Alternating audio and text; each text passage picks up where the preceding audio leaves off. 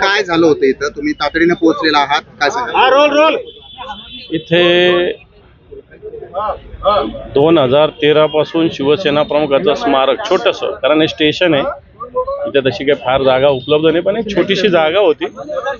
या ठिकाणी शिवसैनिकांनी शिवसेना प्रमुखाचं एक छोटंसं त्यांचं पूजन कर्तव्य असं छोटंसं स्मारक केलेलं आहे. आणि रेल्वे स्टेशनच्या समोर आहे म्हणून सगळ्यांचं संभाजीनगरात स्वागत आणि शिवसेना प्रमुखाची मोठी प्रतिमा इथं लावलेली आहे. वेगवेगळे सगळे आम्ही उत्सव, जयंत्या, स्मृतिदिन इथं साजरा करत असतो या जागेवर. या ठिकाणी येऊन आता निवडणुकीच्या वेळेस शिवसेना प्रमुखाचं बॅनर काढून इथं कोणी व्यक्तिगत बॅनर लावलं, ठीक आहे, 2-4 दिवस तोही राहू द्यायला काही हरकत नाही. परंतु शिवसेना प्रमुखाचं स्मारक इथून हटवून दुसरं काहीतरी करायचं, आता कोणाचं करायचं मला माहिती नाही, करावं कोणाचं करायचं असेल तर, पण दुसऱ्या जागेवर करावं, हे हटवायची काय गरज आहे? हे शिवसेना प्रमुखाचं संभाजीनगर आहे.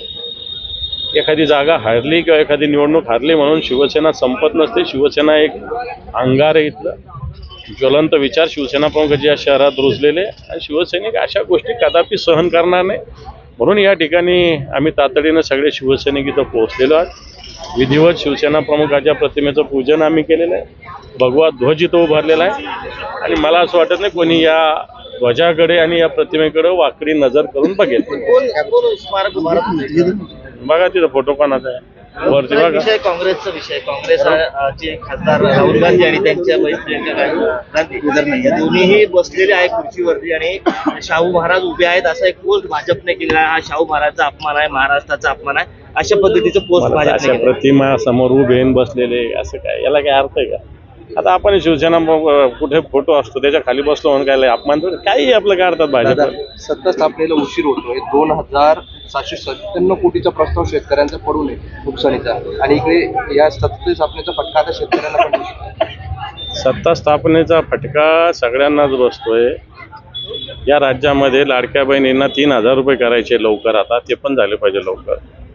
शेतकऱ्यांची कर्जमाफी 7/12 कोरा करण्याचं आश्वासन दिलं तेही लवकर करायचं, आणि जी शेतकऱ्यांची राहिलेली मदत आहे ती लवकर वितरित करायची. 23 तारखेला बहुमत आलेलं आहे. आज डिसेंबर महिना उजाडलेला आहे. अजून भारतीय जनता पार्टीचं नेतृत्व कोणी करायचं काय करायचं ठरत नाही. ठीक आहे, टीव्हीवर इकडे तिकडे येत असतील नाव कोणाचे, फडणवीसांचे वगैरे, पण अधिकृतरित्या भारतीय जनता पार्टीने कुठेही घोषणा केली नाही. एकनाथ शिंदेने सुद्धा माघार घेतलेली आहे, अजितदादाने माघार घेतलेली, मग का थांबलेले आहे? याचा अर्थ भारतीय जनता पार्टीला निर्णय घेता येत नाही किंवा भारतीय जनता पार्टीला राज्याशी देणं घेणं नाही, अशा दोन्ही गोष्टी स्पष्ट होतात. सत्तेबाहेर राहून काम करण्यासाठी आग्रही आहे असे गोगावले यांनी वक्तव्य केलं आहे. कसं बघतं या वक्तव्याकडे? त्यांचा निर्णय तो, त्याच्याकडे काय बघायचं. संतोष बांगर असे म्हणले की संजय राऊत यांनी सत्यानाश केला आहे, त्यांचा सत्यानाश झाल्याशिवाय राहणार. कोण म्हटलं? संतोष बांगर. संतोष बांगर काय, संजय राऊत आणि संतोष बांगर काय बरोबर आहे? रावसाहेब दानवे काल म्हणाले की उद्धव ठाकरे जर आमच्या सोबत असते तर यापेक्षा जास्त जागा आल्या असत्या, मग संजय राऊत त्यांचं वाटोळं केलं. आता बरेच कंठ फुटतायत. इलेक्शनच्या आधी कुठे सगळी हवागुल झाली होती ना, आता भले कंठ फुटतात सगळ्यांचे. काय काय तुमचे शब्द आहे, वक्तव्य माहिती आहे ना, तुम्हीच हे केलंय दूर, आम्ही थोडी केलेलं आहे. दादा, बहुमत असताना सुद्धा सरकार स्थापन वक्तव्य करण्यामागचं काय कारण वाटतंय? मला नाही ऐकत नाही असं वाटतंय का?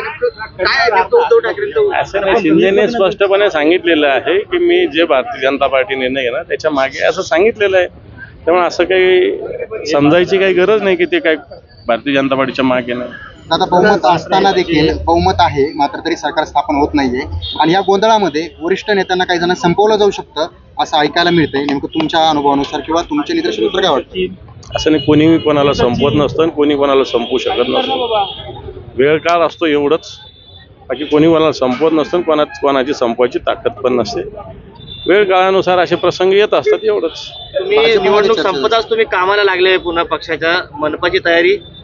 हे पण निवडणुका हारणं आणि जिंकणं ही प्रोसेस आहे. ठीक आहे, यावेळेस जरा मोठा पराभव झाला, पण तो संघटन त्याच्यानंतर त्याचं कामकाज हे तर चालणारी प्रक्रिया आहे ना, इथं चालूच ठेवली पाहिजे ना. ही बंद करून कसं झालं? आपल्याला सगळ्या गोष्टी करायच्या तर संघटनात्मक कामकाज हे सगळं चाललंच पाहिजे, त्यामुळे सुरू केलं.